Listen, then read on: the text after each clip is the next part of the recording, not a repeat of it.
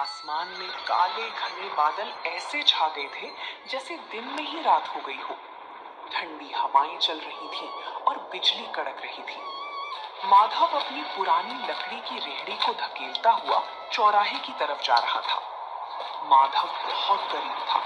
उसके पास बस यही एक ठेला था जिससे वो पाव भाजी बेचकर अपना गुजारा करता था।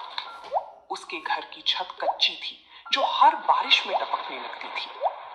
हे भगवान, आज बस बारिश ना हो। अगर आज भाजी नहीं बिकी तो कल तक सब खराब हो जाएगा। घर में राशन भी खत्म हो चुका है। सुमित्रा इस उम्मीद में होगी कि आज कुछ पैसे लेकर आऊंगा तो घर का चूल्हा जलेगा। जैसे ही माधव ने चौराहे पर अपना ठेला लगाया, वैसे ही मोटी मोटी बूंदें गिरने लगी। देखते ही देखते बहुत तेज बारिश शुरू हो गई। लोग अपनी अपनी दुकानों के शटर गिराकर घर जाने लगे। तभी माधव ने जल्दी से एक फटी हुई पन्नी निकाली और अपनी पाव भाजी को बचाने के लिए उसे ढक दिया। वो खुद तो भीग रहा था, पर उसे चिंता अपनी भाजी की थी। तभी गांव का एक आदमी बिरजू, जो माधव के ठेले के पास से जा रहा था, उसने माधव से कहा, अरे माधव, ये क्या कर रहे हो? ऐसी आफत वाली बारिश में कौन बाहर आएगा तुम्हारी पाव भाजी खाने? घर जा भाई, वरना बीमार हो जाएगा। बिरजू भाई, गरीब को बीमारी से ज्यादा भूख का डर लगता है। आज दिन भर से 1 रुपए की भी बोनी नहीं हुई है। अगर खाली हाथ घर गया तो सुमित्रा को क्या मुंह दिखाऊंगा। बारिश और भी तेज हो गई। वो एक पेड़ के नीचे खड़ा होकर बस आसमान की तरफ देखने लगा। उसकी आंखों में आंसू थे और दिल में डर। रात के 8 बज गए थे।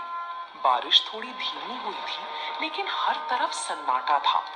माधव ने सोच लिया था कि आज का दिन उसके लिए खराब गया। अब घर लौट जाना चाहिए। वो अपना सामान समेट ही रहा था कि अचानक एक बड़ी सी कार कीचड़ उछालती हुई आई और सीधे माधव के ठेले के पास आकर रुक गई। उस कार से एक साहब बाहर उतारते हैं और कहते हैं, ओ भाई, क्या कुछ खाने को मिलेगा? हम लोग शहर जा रहे थे लेकिन आगे का रास्ता बंद है। बहुत जोर की भूख लगी है। जी साहब, भाजी तो तैयार है, बस पाव गरम करने की देर है। आप 5 मिनट रुकिए, मैं अभी देता हूँ। अरे भाई जल्दी करो, इस ठंड में कुछ गर्मा गर्म मिल जाए तो जान में जान आए। माधव के मुरझाए हुए चेहरे पर रौनक आ गई। उसने जल्दी से चूल्हा जलाया। मक्खन की खुशबू चारों तरफ फैल गई। उसने तवे पर भाजी को अच्छे से मैश किया और पाव को मक्खन लगाकर लाल होने तक सेका। गर्मा गर्म धुआं निकलती पाव भाजी देखकर उन मुसाफिरों की भूख और बढ़ गई। जिसके बाद माधव गर्मा गर्म पाव भाजी की प्लेट सजाकर साहब को देता है। जैसे ही पाव भाजी का एक निवाला खाते हैं तो माधव से कहते हैं, वाह भाई, क्या स्वाद है। हमने शहर के बड़े होटलों में खाया है, पर ऐसी चटपटी भाजी कहीं नहीं मिली। तुमने तो कमाल कर दिया।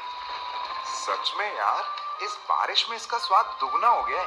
भाई 2 प्लेट और लगाओ। माधव की मेहनत रंग लाई। उन लोगों ने भरपेट खाना खाया।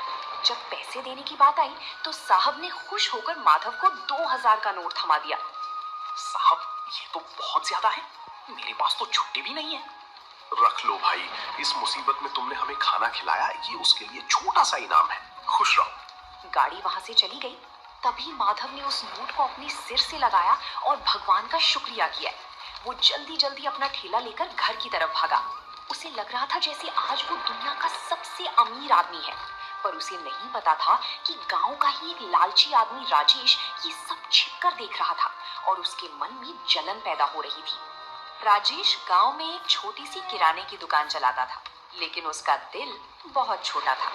जब उसने देखा कि कल रात माधव ने एक ही बार में 2000 रुपए कमा लिए, तो उसके पेट में वो बात पच नहीं पाती।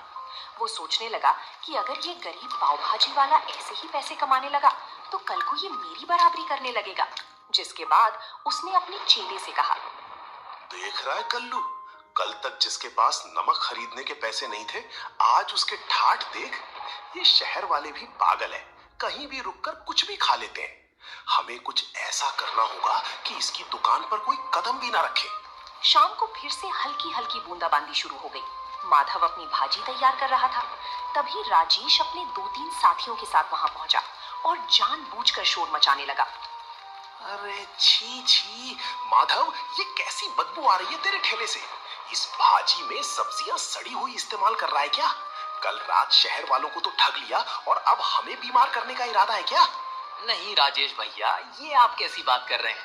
सुमित्रा ने सुबह ही मंडी से ताजी गोभी और मटर लाकर दिए हैं और अपने ठेले पर सफाई का पूरा ध्यान भी रखता हूँ।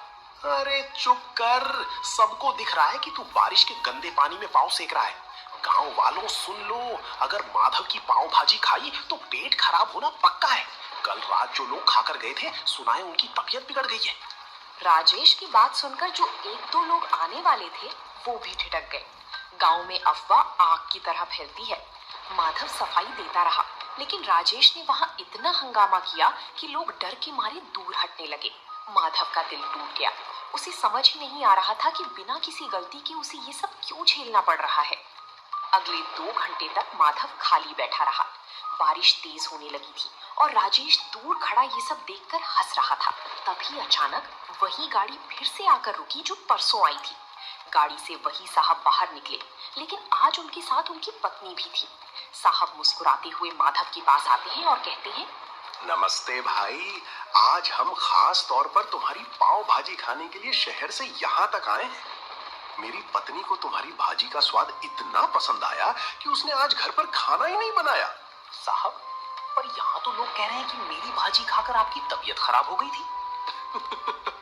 अरे कौन फैला रहा है ये झूठ? हम तो कल से और ज्यादा तरोताजा महसूस कर रहे हैं। बल्कि मैंने तो अपने ऑफिस के ग्रुप में भी तुम्हारी फोटो डाली है। देखो पीछे एक और गाड़ी आ रही है, वो सब मेरे दोस्त हैं। साहब की बात सुनते ही राजेश का चेहरा पीला पड़ गया। देखते ही देखते वहां 3-4 गाड़ियां और रुक गईं। माधव ने फुर्ती से काम शुरू किया। ताजे मक्खन और मसालों की ऐसी महक उठी कि